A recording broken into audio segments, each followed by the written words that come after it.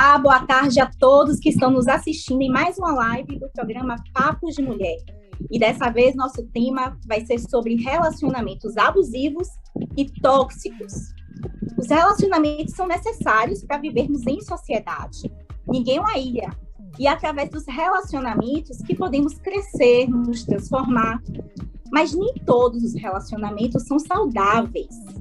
Entre eles estão os relacionamentos tóxicos e abusivos.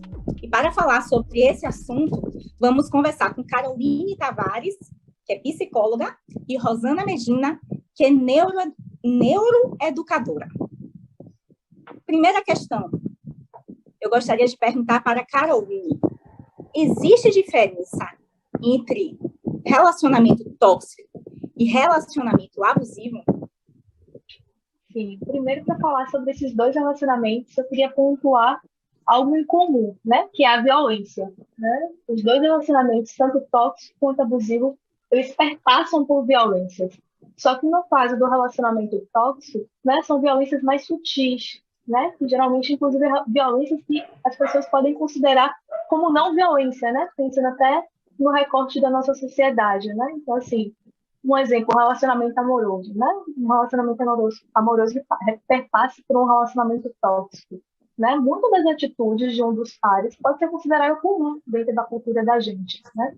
E o relacionamento abusivo, inclusive, também pode ser considerado comum, mas perpassa por diversas violências, né? Então, pode ser a violência física, pode ser a violência psicológica, a violência verbal, né? É algo que é mais fácil de ser identificado, digamos assim, né? Mais visível, né? Caroline, você trouxe uma questão importante, que é justamente algumas dessas ações, às vezes a gente naturaliza, né, dentro da cultura. Mas, então, isso às vezes dificulta a gente de enxergar quando o problema da relação é um problema comum, porque as pessoas têm defeitos, as pessoas estão ali procurando construir, aprender nas relações. Mas, assim, o que caracteriza realmente quando você percebe que o relacionamento está sendo tóxico? Quais são as características que podemos diferenciar de problemas comuns de uma relação? Olha, Tainara, trazer, por exemplo, né, uma lista de características seria um pouco difícil, né? Assim, pensando até nesse recorte da cultura. Por exemplo, né, você perceber que é um relacionamento tóxico, né, diante desse lugar da cultura, né, por exemplo, falando de Brasil e falando de Europa, pode variar, né? Apesar de violência, é sempre violência, né? Independente da cultura, mas tem esse lugar da cultura da permissividade, né? Então, assim, mas exemplos, né, sobre relacionamento tóxico, pensando até na proposta, né, de um relacionamento amoroso, né? Quando o parceiro ou a parceira começa a interferir, por exemplo, da forma que você veste, a forma que você fala, né? Ou seja, interferir da forma que você é, né? Começar a trazer que aquilo é errado, né? Sua forma de ser, tirar sua singularidade, né? Questionar você, inclusive, por exemplo, sobre suas ações, né? Ah, por que você ligou? Por que você não me atendeu? Né? Então, assim, eu estou trazendo um exemplo que começa sendo tóxico e pode evoluir, inclusive, com um relacionamento abusivo, né? Que aí vai para agressões e violências muito maiores, né? Como, por exemplo, sobre perseguir uma pessoa, né? Tomar um celular da mão, querer verificar ligações. Então, tudo isso, assim, é gradual, né? Assim, falando um pouquinho até dessa transição entre relacionamento não tóxico ao relacionamento abusivo. Rosana, a gente sempre está falando aqui de cultura e não tem como não pensar em cultura sem se relacionar à educação. E como isso acaba, na verdade, fazendo as conexões à nossa mente, né? Como faz a nossa mente pensar, trazer uma linha de raciocínio. Então, quando a gente fala em relacionamento tóxico, essa linha de raciocínio de muitas vezes naturalizar esse comportamento vem de onde? Por que a gente naturaliza? São coisas que a gente vai crescendo, vai ouvindo e vai naturalizando e vai guardando e vai tornando isso uma prática diária. Os pais, por vezes, podem inconscientemente influenciar isso no comportamento dos seus filhos, né? Então, o meu filho é o homem, ele pode pegar quantas mulheres ele quiser, né? Ele tem o direito de trair. Se for a filha mulher, ela não pode trair. Meu filho homem pode trazer a sua namorada para casa.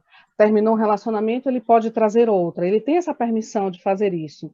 A minha filha mulher já não pode. Então, são mínimas coisas que vão contribuindo para a formação de pessoas tóxicas. Porque quando a gente traz a abordagem de relacionamentos tóxicos, vamos entender que as pessoas são tóxicas. E quando estão sozinhas, estão na zona de conforto. Né? Isso não vem à tona, isso não é trazido à tona. Então a pessoa acha que está tudo bem, mas não está tudo bem. No momento em que a gente se relaciona, é que nós somos desafiados a mostrar exatamente onde estamos emocionalmente. Então, se eu sou tóxica, se eu sou autoritária, ou se eu sou permissiva demais, eu vou trazer isso para dentro da minha relação. E essa cultura de ensinar de pai para filho, meu filho pode isso, você pode ir até aqui. Ou a mulher nessa sociedade em que os papéis foram aí modificados dentro dessa construção de família, o papel da mulher também ficou diferente. A mulher ficou mais forte, a mulher se empoderou, ela foi buscar o sustento da família, as famílias, a estrutura familiar mudou, e muitas vezes essa mulher que assumiu uma postura de sustento e responsabilidade pela família, ela também pode assumir uma postura tóxica, onde ela se posiciona de uma forma muito forte, muito inquisidora e, por vezes, agressiva, chegando até no relacionamento abusivo, como a Caroline falou. Então, observe que são padrões que são inseridos diariamente, são construídos, e se a gente não estiver muito observando o que está acontecendo, nós vamos nos tornando tóxicos e vamos contribuindo para que os nossos filhos sejam cada vez mais tóxicos. Entende? Porque a gente precisa virar a chave. Por que as pessoas se permitem se manter num relacionamento abusivo ou tóxico, né? Porque a gente simplesmente esquece de assumir o primeiro lugar da relação. Mas o primeiro lugar não é apenas na relação. Eu até corrijo a minha fala. Nós precisamos passar a nos colocarmos em primeiro lugar na vida. Mesmo amando os nossos filhos, mesmo amando a nossa família, quando nós estamos bem, nós não vamos ser tóxicos, porque nós entendemos o nosso papel ali. Então, eu não vou permitir que ninguém seja tóxico comigo, tampouco chegar a ser abusivo. Mas no momento em que eu começo a ceder, no momento em que eu permito que alguém para não sei onde, tentando resgatar o quê? Acho que é um bom questionamento, né? Então, eu vou dando espaço para que essas pessoas mais agressivas entrem na minha vida.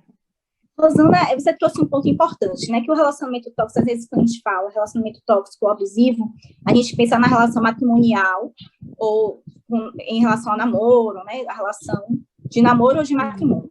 Mas ele também perpassa, às vezes, a relação mãe e filho, né? Irmão com irmã, pai e filho, que você acaba puxando esse assunto aí agora. Então, assim, é possível, então, estar em outras relações, inclusive no ambiente de trabalho? Sim, isso é muito comum.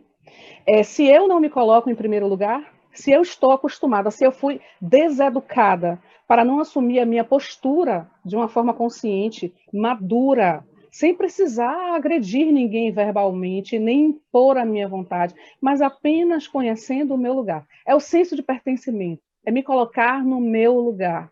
Quando eu não aprendo isso, quando eu não sou educada para isso, eu vou ficar sempre numa posição subserviente. No meu trabalho, eu vou ser explorada pelos meus colegas, o meu gestor não vai me respeitar, a minha gestora vai achar que pode falar comigo no tom que ela quiser. Eu vou fazer o serviço de 5, 6, 10 pessoas e ser remunerada apenas por uma, e vou achar que está tudo bem, porque ruim com esse, pior sem esse, né? E eu vou ter relacionamentos difíceis com todas as pessoas na minha vida. Tem pessoas que não se posicionam nem diante de colegas, nem diante de vizinhos, nem diante de amigos, e estão sempre ali abaixando a cabeça e dizendo sim, tudo bem, por dentro está ferido, está sofrendo, mas ele não quer desagradar, porque ele não aprendeu a se posicionar. Né? Então ele vai levar isso para as outras esferas de relacionamento. E isso Isso, sem dúvida, vai trazer impactos, né, Caroline, para o emocional. Uma pessoa que não consegue dar não, que não consegue se posicionar, que não consegue se colocar em primeiro lugar, ou se priorizar, muitas vezes, nas relações, né, como diz Rosana corrigindo, se priorizar. Que impactos isso pode trazer emocionalmente? São muitos, né, Sinara? Eu volto a fazer um recorte aqui de gênero, inclusive, né, pegando um gancho do que a Rosana trouxe desse processo de educação. Por exemplo, né, as mulheres, elas são criadas, inclusive, para dizer sim sempre, né? Dizer não para a mulher, às vezes, ela é colocada, inclusive, nesse lugar de impetuosa, de agressividade, né? Num lugar em que não é reconhecido, né? Já os homens são criados, né, o tempo inteiro para serem, né, tanto impetuosos quanto agressivos. Isso é, dentro da nossa sociedade, inclusive, sabido, né, entendido como papel, né, de homem e mulher. E aí, pensando, né, no que você traz, né, de quanto que isso do não, né, do não dizer não, impacta, né, no psicológico e no emocional da pessoa, impacta muito, muito, né? Porque há um sofrimento aí, né? Às vezes a pessoa não tem nem consciência, né, do quanto ela não consegue dizer não. É um processo também, né? Assim, depois de muito sofrimento, ela começa a identificar, né, que pode ser inclusive ela não dizer não o que acontece, e muitas vezes nem consegue, né, identificar, coloca aí, né, a culpa no outro, né, em que o outro faz sofrer, e como o Rosina até trouxe, né, de se posicionar. Mas assim, os impactos são enormes, mas a gente precisa lembrar nesse primeiro momento do que é permitido, que são os papéis de gênero na sociedade também, né? Então, assim, por exemplo, se você tem uma chefe mulher, né, e um chefe homem, esse chefe que lhe diz não, e essa chefa que lhe diz não, são nãos, né? É o mesmo não, mas são nãos envolvidos de forma diferente, né? Porque tem esse recorte de gênero também. Eu volto, né, novamente, assim, do que a sociedade a gente propõe, porque apesar de a gente estar tratando aqui, né, pensando em relacionamento, não de forma, né, individual, mas a gente tem que pensar um pouco mais macro do que a sociedade da gente propõe também, né? Então, reforça, né? Então, Caroline, você acredita que mais mulheres, de fato, entre homens e mulheres, nessa questão de gênero, normalmente são as mulheres que mais sofrem relacionamento tóxico e que isso está ligado ao machismo? Sim, eu acredito. Eu acredito, assim, o machismo ser estrutural, né, tá em nossa cultura, assim, desde os primórdios, então, assim, desde você nasce, né, antes de você nascer, você já está incluída nessa sociedade que é extremamente machista, né, então, assim, a educação dessas crianças, né, vão ser educações diferentes, como Rosana trouxe, né, sobre isso do menino, da menina. Então, assim, as mulheres, por serem educadas, né, nesse modelo machista, né, é muito mais comum, inclusive que a sociedade, por ser machista também, espere um posicionamento, né, de inferioridade. Então, assim, né, como não falar que as mulheres sofrem muito mais em relacionamentos tóxicos do que em relacionamento abusivo, se a gente vive nessa sociedade que oprime as mulheres, né? Rosana falou algo também que eu achei muito interessante, que é justamente a dificuldade de sairmos dos relacionamentos tóxicos. E falou justamente dessa questão da gente conseguir se priorizar, da gente conseguir dizer um não. Como é que a gente consegue trabalhar mentalmente isso, né?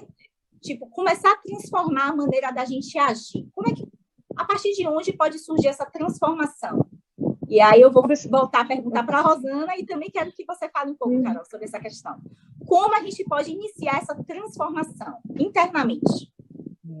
Não é fácil buscar essa transformação, porque ela vem imbuída de todos esses recortes, como bem falou Caroline, em que nós fomos criados e estamos habituados a achar que este comportamento, dependendo do gênero, é aceitável, é normal, está tudo bem, ele é homem, ela pode, ela é mulher, ela tem que ter, como é? Ela edifica o lar, não tem umas coisas assim? A mulher sábia edifica o lar, então tem umas cobranças nesse sentido, né? A gente só consegue sair desse lugar se a gente começar a olhar para dentro e entender onde está doendo mais, na minha opinião. O que está me incomodando mais dentro dessa relação? É o aceitar as coisas, é o aceitar as regras que essa pessoa está tentando impor, é perceber que eu estou me afastando de algumas pessoas, porque é um dos comportamentos de relacionamento tóxico. Antes mesmo de chegar no abusivo, existem regras e determinações, você não pode falar com fulano, com fulana, você não deve sair tal hora.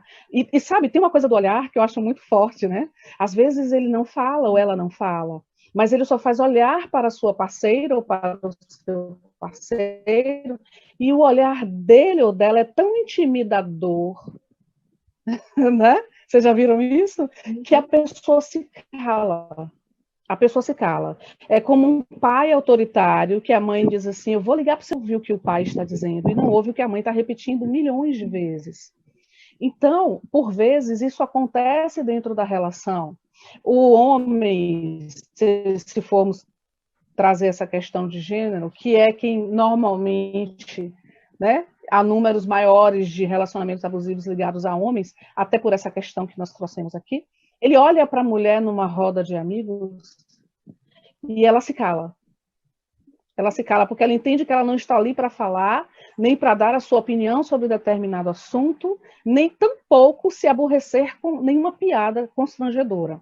E ele só vai reclamar, olha a palavra horrível, reclamar com ela quando sai da frente das pessoas. Porque na frente das pessoas, ele é tão ditador, ele é tão perverso, que ele banca o bonzinho, mas ele só faz olhar. Né? E quando sai os dois, ele aí diz o que ele acha que deve dizer. O que ela permitiu também, até onde ela permitiu que ele dissesse. É claro que isso pode ser invertido. Eu conheço mulheres extremamente abusivas, extremamente tóxicas, que trazem isso para a sua relação.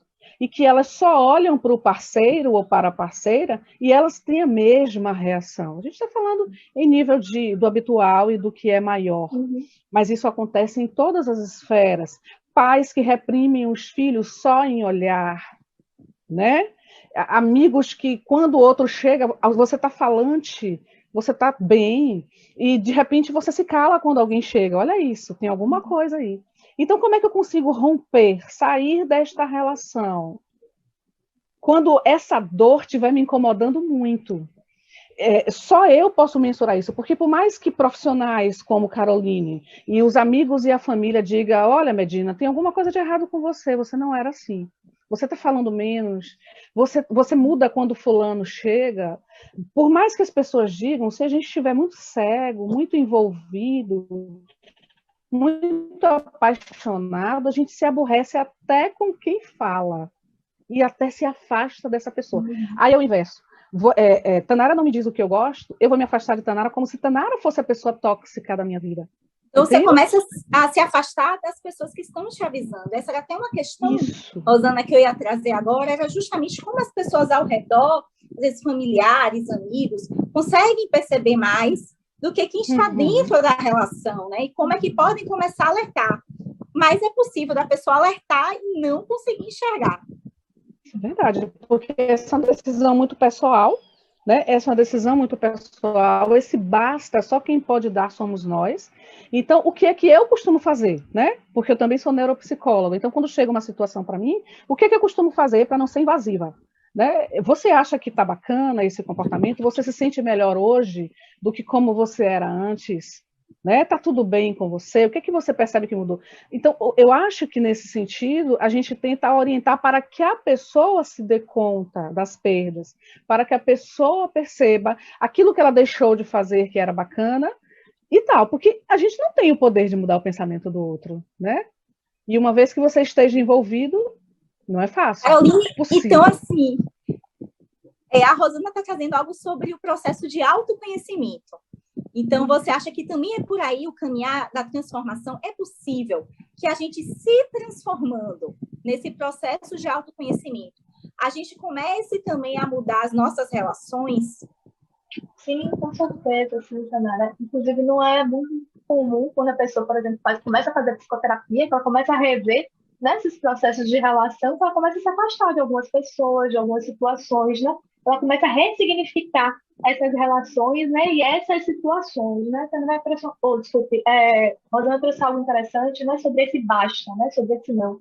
Que sempre deve ser da pessoa, né? Só a pessoa vai conseguir dizer esse não, né? Mas para a pessoa dizer esse não, ela precisa ser acolhida, né? Geralmente as pessoas ao redor também têm esse hábito de acusar, né? Então, se você vê uma pessoa num relacionamento tóxico, num relacionamento abusivo e quer trazer, porque também é um movimento de desespero, de você querer ajudar, então você acusa, você traz de uma forma em que a pessoa às vezes não está preparada, né? Para enxergar e para ouvir aquilo, né? Muitas vezes, inclusive o relacionamento tóxico ou o relacionamento abusivo que ela tem é um lugar que ela também considera como um lugar de carinho, um lugar de acolhimento, né?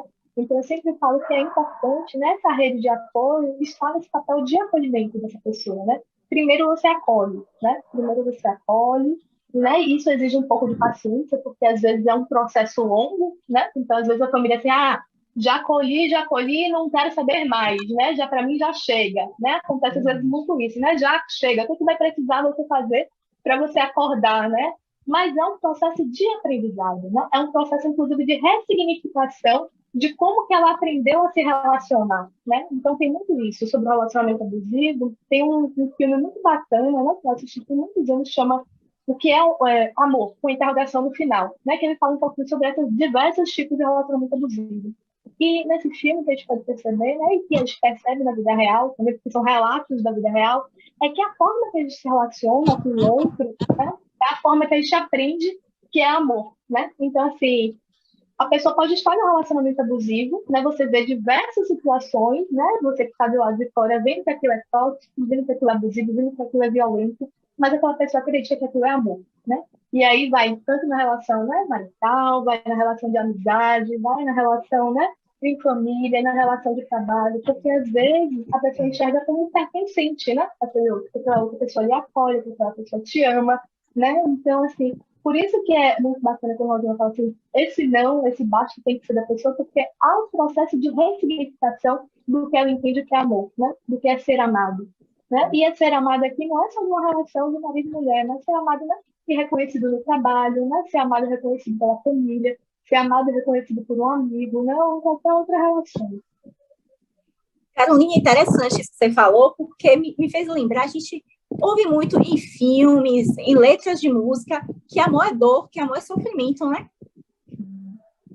Sim, sim. E é interessante porque isso faz parte da nossa cultura, voltando, né? Sempre vou e volto para a cultura porque não tem jeito, né? A cultura da gente, assim, ocidental, uma cultura cristã, né? Independente da religião, aí o arquétipo cristão está sobre nós, né? Então, muitas vezes, inclusive, as pessoas relacionam amor a isso, né? A estar disponível a dar sempre e quase nunca receber, né? Então, se naturaliza muito isso, né? De amor e sofrimento, amor e dor, que amor você precisa conquistar, né? Que tem que ser algo assim, né? Quase uma via crucis mesmo, né? E aí, muitas é como, né? Por exemplo, a gente vê filmes e músicas que falam de um amor tranquilo, né? Assim, de um amor que surge porque se ama e porque é simples, né? Às vezes colocam esse lugar do amor nessa complexidade do sofrimento que acaba, né, de alguma forma inconsciente, perpassando todas as relações, né? Agora tem uma questão que a gente vinha conversando muito na hora de escolher esse tema, né, com a equipe de produção, que é justamente como aumentou o número de divórcios nesse período de isolamento social e de pandemia. Vocês acreditam que o isolamento intensificou isso, ter que conviver ali o tempo todo com a pessoa, intensificou esse rompimento e até dizer o não, olha, eu não aguento mais, vou dizer o não. E aí, Rosana? O isolamento ajudou a pessoa finalmente ter aquele impacto, dizer não, chega, basta. Eu brinco que com essa pandemia, com esse isolamento, os casais, se conseguirem sobreviver a ela, eu acho que vão envelhecer juntos, né? Porque é muito desafiador.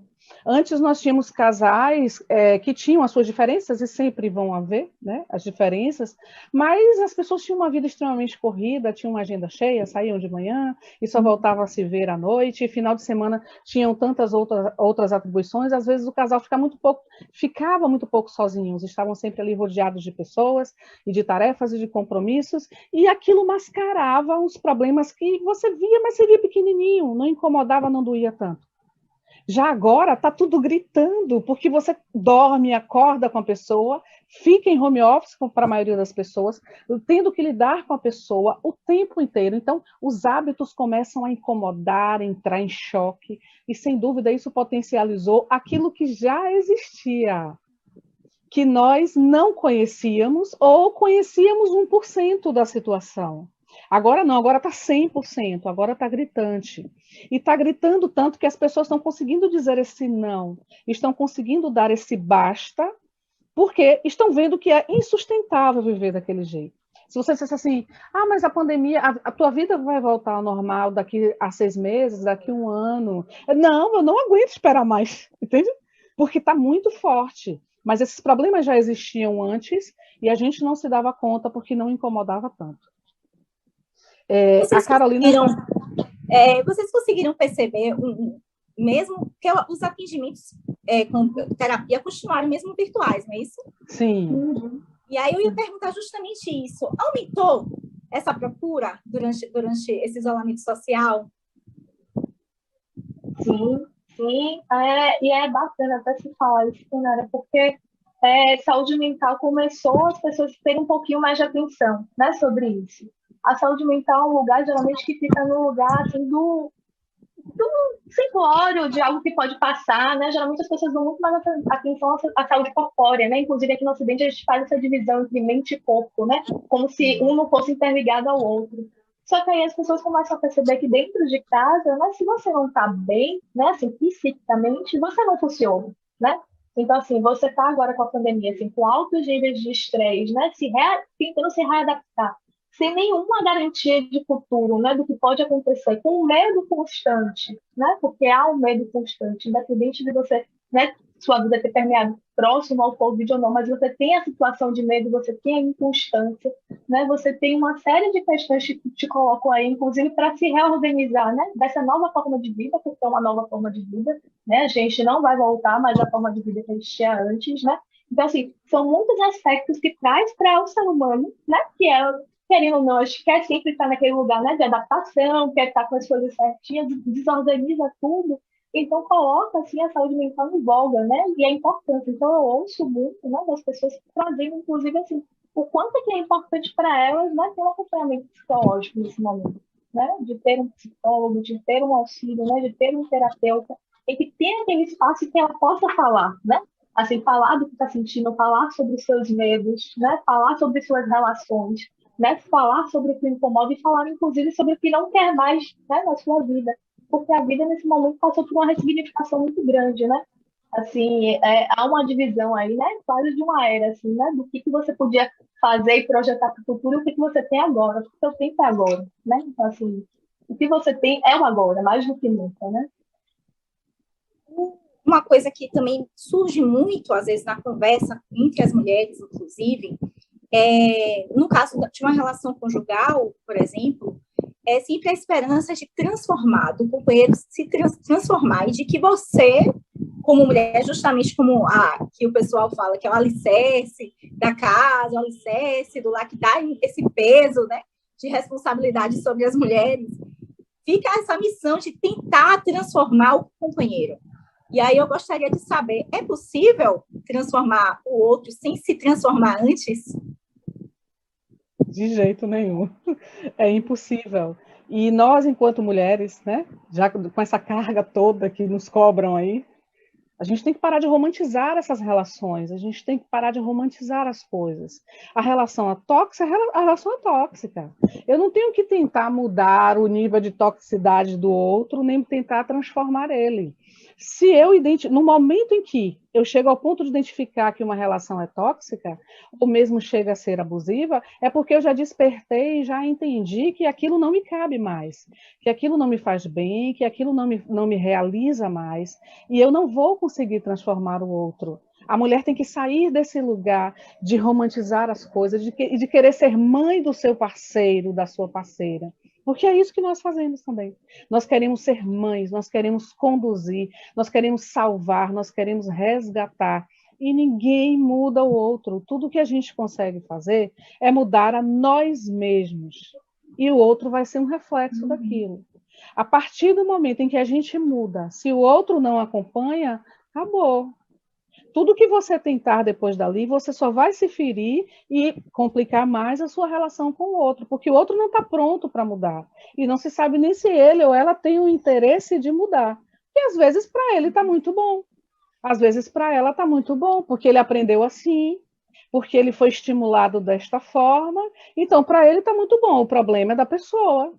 Né? Quantas vezes a gente ouve de homens: minha mulher é muito chata, eu faço tudo e eu não presto.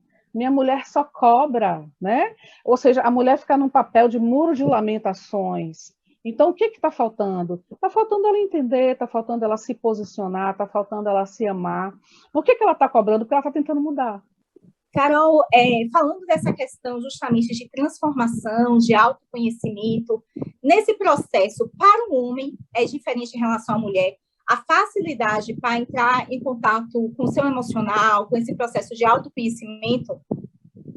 Não, não é fácil, Danara. Assim, não é comum a gente ouvir, né, desde pequeno, né, falarem para meninas que ele não deve, né, chorar porque o homem não chora, né? Isso não é incomum.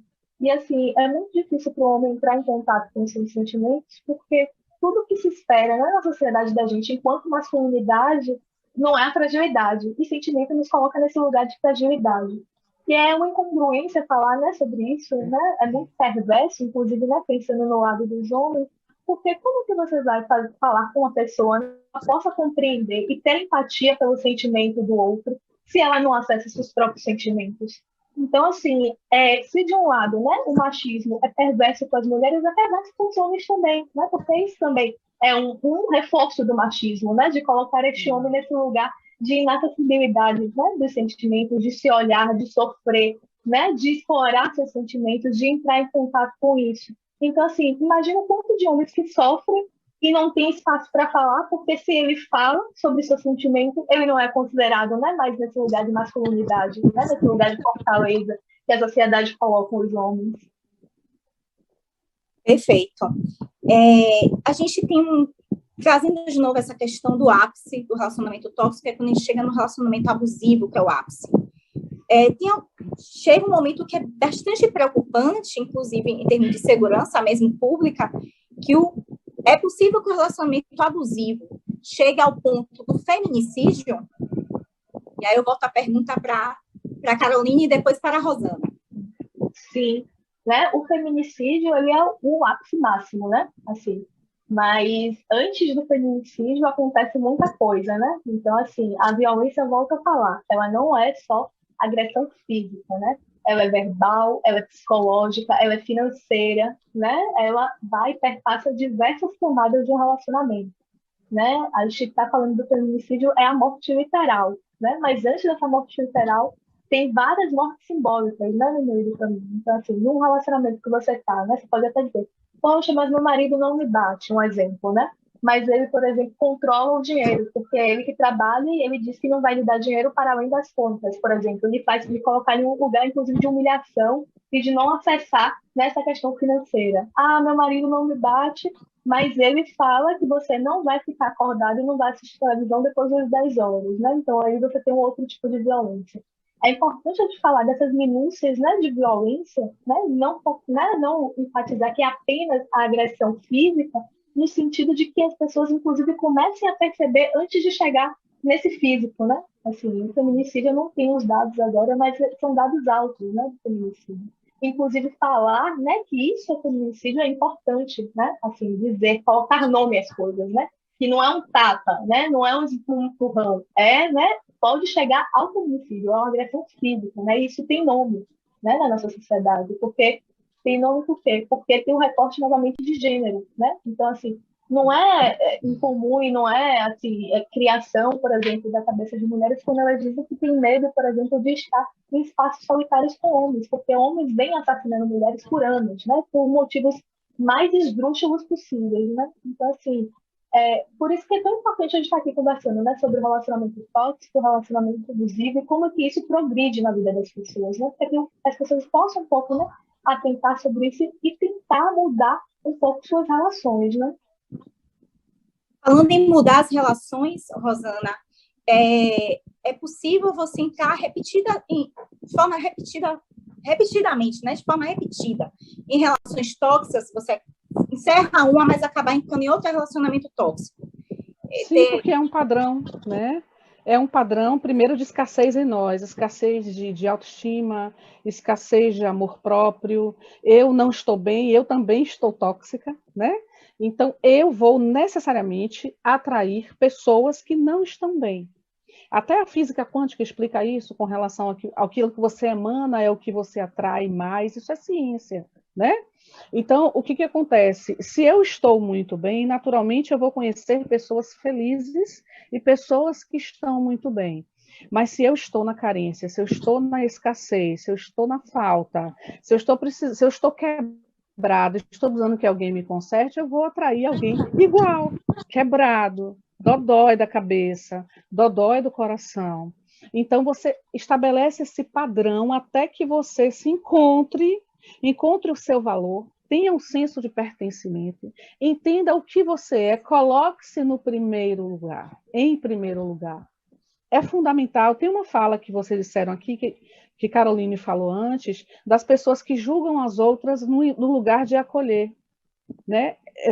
Precisamos de acolhimento. E Dr. Augusto Cury, ele traz algo que eu acho muito interessante, que esses julgamentos, essas falas, elas abrem janelas doentias na mente das pessoas.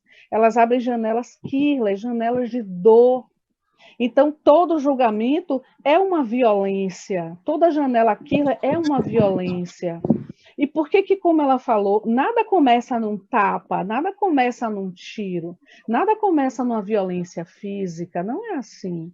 É uma construção. Mas tantas janelas doentias já foram abertas que a própria vítima duvida de si mesmo, porque a violência psicológica, gente, ela é algo que abre janelas doentias para o resto da vida. Essa pessoa vai ficar quebrada até que ela se trate e se empenhe muito no seu tratamento, e não vai ser da noite para o dia. Então ela começa a duvidar de si mesma, vai chegar um momento em que essa pessoa vai achar que apanhar é normal, pode ser, porque o parceiro ou a parceira está nervosa, está num dia ruim, e sabe, romantiza, ele não é assim, depois ele me manda flores, né? Mas na realidade é um padrão de desamor, é um padrão de baixa autoestima, é achar que eu mereço, né? Eu mereço passar por isso. Ruim com ele, pior sem ele. Os antigos não dizem isso, né? Existe muita culpa nesse processo, né? Então, às vezes, a vítima, no caso do relacionamento abusivo, a gente tem claramente uma vítima, se culpa às vezes, acha que não, eu sou a culpada por ele ter agido assim. Eu que fiz algo que fez ele ter... Eu sou a causa da violência dele. É possível essa culpa, não é mesmo, Rosana?